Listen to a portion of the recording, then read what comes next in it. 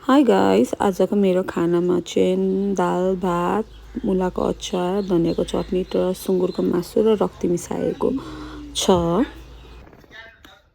It's a rib, कालो दाल र भात। वाउ, धनियाको अचार। कहाँबाट खाना लिएर आउने? काका चाहिँ भिटाउरा जानु भएको छ। सो नानी र काका बोल्नुहुँदैछ। मुलाको अचार मिठो भएछ, मिठो रहेछ न। तिम्रो त्यो खालको त्यो मासु मिठै हुन्छ तर कतिवटा यो छुट्टै टेस्ट छ कि।